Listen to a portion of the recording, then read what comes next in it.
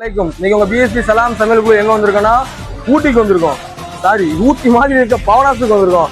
இன்னைக்கு நம்ம special chicken biryani ஒரு 1500 நபருக்கு அடிக்கடி அளப்புறையா ரெடி பண்ணிட்டாங்க.